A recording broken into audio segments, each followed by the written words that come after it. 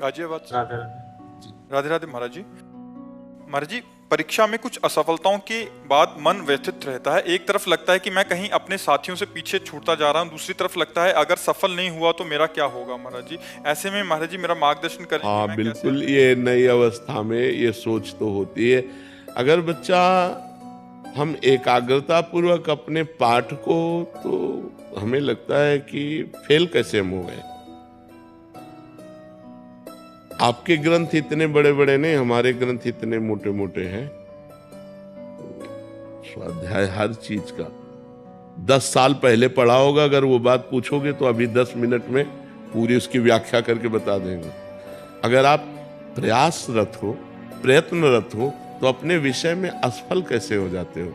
या तो आप ब्रह्मचर्यहीन हो रहे हो, इधर उधर प्रपंच कर रहे हो, अपनी पढ़ाई से विमुख आचरण कर रहे हो, मनोरंजन कर रहे हो। नहीं तो बच्चा, अपने चैप्टर को हमें 1 साल दिया जाता है, 1 वर्ष दिया जाता है अपने चैप्टर को कंठस्थ करने के लिए, पुष्ट करने के लिए। कितनी पढ़ाई होगी। बिल्कुल, मतलब जिस विषय में लगो उस विषय में एकदम। तो हम कह रहे हैं तुम्हारा जो चैप्टर है हम उसे कंठस्थ कर सकते हैं। तो हम इतने कमजोर क्यों हैं कि हम फेल हो जाते हैं। अगर ये हो कि भाई टीचर कोई पक्षपात करता है तो बात अलग है, नहीं तो हम फेल क्यों हो जाते हैं। कहीं ना कहीं हम गलत हैं। हम अपनी गलती को सुधारें। और असफलता मिलना सफलता का एक प्रतीक है कि हमें और जोश आना चाहिए। आप जीवन में कभी असफल नहीं होंगे। रात दिन पढ़ाई करो, ब्रह्मचर्य से रहो, भगवान का नाम जप करो, माता पिता की आराधना करो। कौन सी उन्नति जो तुम्हारे चरणन चूम ले, कौन सी उन्नति जो चरणन चूम ले। इसलिए हमें तो लगता है कि हम अपने धर्म ग्रंथों को ऐसे याद किए हैं जैसे काका गागा नहीं याद किया जाता, ऐसे याद। उठते बैठते चलते फिरते जो पद है, पूरी 84 जी, पूरा सुधानिधि जी, पूरी सेवकवाणी, पूरी स्फुटवाणी, उसे जिस विषय में लगे तो अपने विषय में लगे।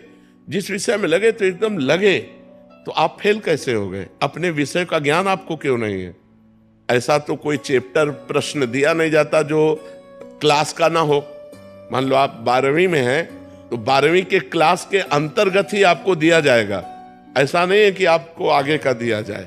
आप जितनी क्लास में पहुंचते जाएंगे योग्यता, उतना ही आपको प्रश्न दिया जाएगा। तो हमको अपने चैप्टर को घुस करके घुन की तरह लगना चाहिए। जैसे गेहूं में घुन लग जाता है ना, पूरा खोखला कर देता है, ऐसे में अपने चैप्टर में लग करके पूरे चैप्टर को अपने माइंड पे बैठा लेना चाहिए। हमारा माइंड बहुत विस्तार से है, अनंत जन्मों के संस्कार भरे हुए हैं। छोटी सी चिप में मन की अनंत जन्मों के, तो ये सब पूरा आपको भर लेना चाहिए। कहीं ना कहीं आप प्रमाद कर रहे हैं, कहीं ना कहीं आप त्रुटि कर रहे हैं, उसको संभालिए। नहीं तो ये निराशा ऐसी बढ़ जाएगी कि जीना मुश्किल हो जाएगा।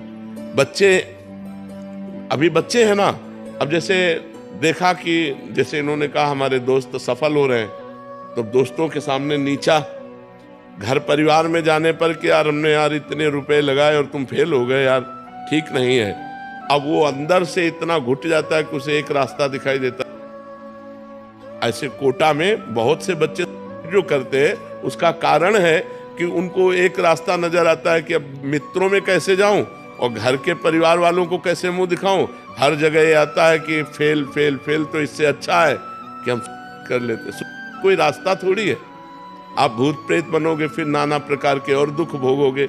हमें चाहिए कि हम अपनी गलतियों का सुधार करें। मोबाइल में रील देखने में समय बर्बाद ना करें, गेम देखने में बर्बाद ना करें, गर्लफ्रेंड बॉयफ्रेंड वाली झंझट में ना पड़े, इस प्रपंच में ना फंसे। अगर आप सही से चलो और ब्रह्मचर्य धारण करो, तो ब्रह्मचर्य में इतनी सामर्थ्य है कि सब कुछ याद हो सकता है। बच्चा सब कुछ याद हो सकता है।